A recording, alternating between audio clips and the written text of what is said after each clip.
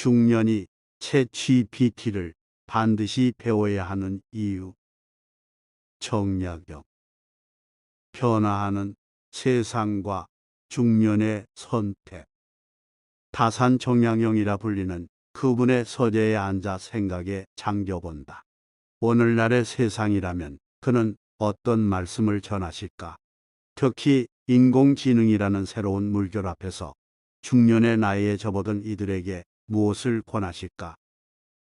한밤중 책상 앞에서 노트북을 바라보며 고민에 빠진 최 과장의 이야기로 시작해보자. 그는 회사에서 20년 넘게 일한 중견관리자로 최근 젊은 신입 사원들이 챗GPT라는 도구를 사용해 업무 능률을 높이는 것을 보며 당혹감을 느꼈다. 그가 하루 종일 작성한 보고서를 신입 사원은 챗GPT의 도움으로 1시간 만에 완성했다. 이 모습에 최 과장은 깊은 고민에 빠졌다. 아내와 상의해 보니 아내는 당신 나이에 새로운 기술을 배우는 건 무리예요. 지금까지 해온 방식대로 하세요. 라고 조언한다. 하지만 내심 불안함이 커지는 최 과장. 이 이야기의 주인공은 디지털 변화의 한가운데 선 중년의 모습이다. 그가 왜 이토록 고민에 빠졌을까? 그것은 바로 기술 발전이 가져온 세대 간 격차와 중년의 존재 가치에 대한 깊은 회의감 때문이다. 변화에 직면한 중년의 딜레마. 회사 생활 20년 차 최 과장은 자신의 경험과 전문성에 자부심을 가졌다. 하지만 최근 몇 년 사이 회사의 분위기가 달라졌다. 젊은 직원들은 새로운 기술을 빠르게 습득했고 그가 며칠 걸려 해내던 일들을 순식간에 처리해냈다. 처음에는 요령이라고 생각했지만 결과물의 품질이 그의 것보다 나은 경우가 많았다. 특히 챗GPT가 등장한 이후 그 격차는 더욱 벌어졌다. 회의에서도 젊은 직원들은 챗GPT를 통해 얻은 최신 트렌드와 데이터를 쏟아내며 열띤 토론을 벌였고 최 과장은 점점 말문이 막혔다. 이런 게 다 필요한가? 라는 의문이 들었지만 회사의 성과는 분명히 좋아지고 있었다. 한 번은 부장이 그를 불러 요즘 AI 활용 교육이 있던데 한번 참여해 볼 생각 없나? 라고 물었다. 자존심이 상한 최 과장은 제가 해온 방식이 더 정확합니다라며 거절했다. 하지만 집에 돌아와 생각할수록 불안감은 커져갔다. 정약용의 시선. 중년이 챗GPT를 배워야 하는 이유.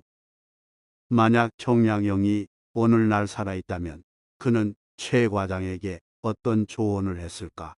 타사는 일찍이 통달하면 그 속에서 부유하고 유통하면 그 속에서 살아남을 수 있다고 했다. 새로운 지식과 도구를 받아들이고 활용하는 것이 바로 유통의 지혜이다. 정약용은 중년이 챗GPT를 배워야 하는 이유를 이렇게 설명했을 것이다. 첫째, 중년의 지혜와 AI의 결합은 무한한 가능성을 낳는다. 챗GPT는 단순한 도구가 아니라 중년의 경험과 융합될 때 진정한 가치를 발휘한다. 젊은이들은 도구를 잘 다루지만 그것을 어디에 써야 할지, 어떤 질문을 해야 할지는 경험에서 나온다. 중년은 이미 질문의 지혜를 갖추고 있다. 둘째, 세상은 변화하고 있으며 그 변화에 적응하지 못하면 도태될 수밖에 없다. 정약용 자신도 유배지에서도 끊임없이 새로운 학문을 탐구했다. 그는 세상 물정에 어두워지면 세상에서 버림받게 된다고 경고했다. 오늘날 세상 물정은 바로 디지털 문해력이며 그 중심에 AI가 있다. 셋째, 중년의 자기개발은 단순한 생존의 문제가 아니라 다음 세대를 위한 본보기가 된다. 자녀들에게 나는 늙어서 배울 수 없다고 말하는 부모와 나이가 들어도 계속 배운다는 부모 중 누구의 말이 더 설득력이 있을까? 정약용은 배움에는 끝이 없고 나이에는 한계가 없다고 했다. 챗GPT, 중년의 든든한 동반자. 정약용의 관점에서 챗GPT는 중년에게 특별한 의미를 지닌다. 그것은 단순한 기술이 아니라 중년의 약점을 보완하고 강점을 극대화하는 동반자다. 첫째, 챗GPT는 중년의 기억력 한계를 보완한다. 나이가 들수록 세부 사항을 기억하기 어려워지지만 챗GPT는 필요한 정보를 즉시 제공한다. 정약용이 말한 책은 나의 기억을 보관하는 창고라는 개념이 디지털 시대에 진화한 것이다. 둘째, 챗GPT는 중년이 새로운 분야를 탐색하는 데 도움을 준다. 중년은 이미 자신의 전문 분야가 있지만 변화하는 시대에 새로운 지식이 필요하다. 챗GPT는 그 진입 장벽을 낮춰준다. 정약용도 다양한 분야를 넘나들며 학문을 탐구했다. 셋째, 챗GPT는 중년의 소통 방식을 현대화한다. 젊은 세대와의 소통 단절은 중년이 겪는 큰 어려움 중 하나다. 챗GPT를 통해 최신 트렌드와 용어를 이해함으로써 세대 간 소통의 다리를 놓을 수 있다. 정약용도 소통은 사람과 사람 사이의 다리라고 강조했다. 실천적 접근. 중년이 챗GPT를 시작하는 방법. 최 과장은 많은 고민 끝에 챗GPT를 배워보기로 결심했다. 처음에는 어색했지만 자신의 업무와 관련된 간단한 질문부터 시작했다. 이번 분기 마케팅 전략 보고서의 목차를 제안해 줄 수 있을까? 라는 질문에 챗GPT가 제시한 구조를 보고 그는 놀랐다. 자신이 이틀 걸릴 고민을 몇 초 만에 해결한 것이다. 점차 질문의 수준을 높여가며 최 과장은 챗GPT를 자신의 경험과 결합하는 방법을 터득했다. 그는 챗GPT가 제안한 내용에 자신의 20년 경험을 더해 더욱 풍부한 결과물을 만들어냈다. 이제 그는 회의에서도 자신감을 되찾았고 오히려 젊은 직원들에게 챗GPT를 이런 식으로 활용해 보는 건 어떨까? 라고 조언하는 위치가 되었다. 정약용이라면 이렇게 조언했을 것이다. 도구를 배우는 것은 시작일 뿐 그것을 자신의 지혜와 결합하는 것이 진정한 학문이다.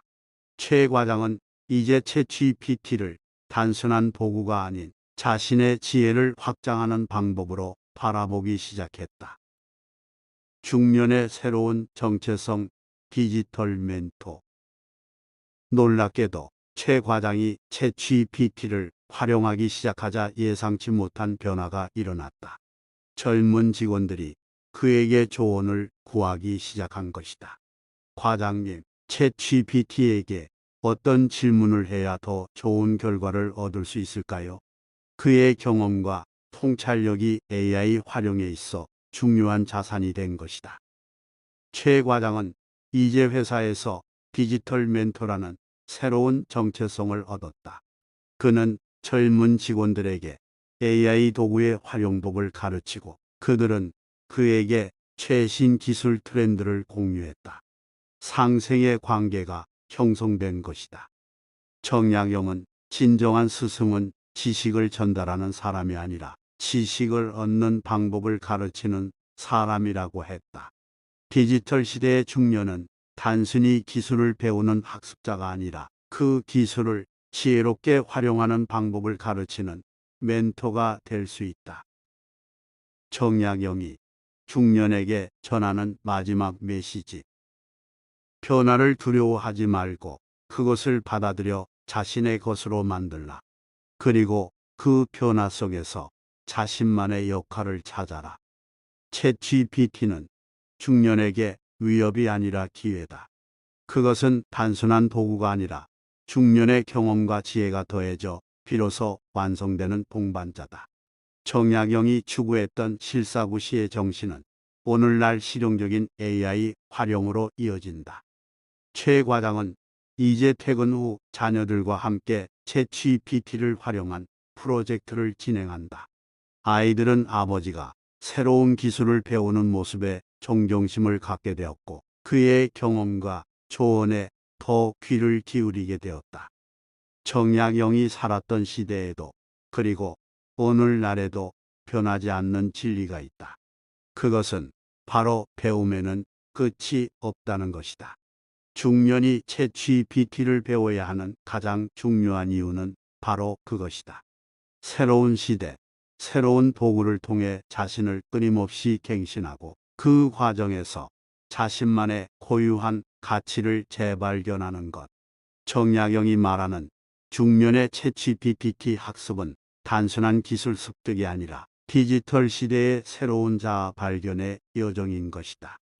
세상은 변하고 도구는 바뀌어도 지혜의 가치는 영원하다. 이상으로 영상을 마치겠습니다. 오늘도 지혜로운 하루 되세요. 구독과 좋아요는 좋은 내용을 만드는 데 큰 힘이 됩니다.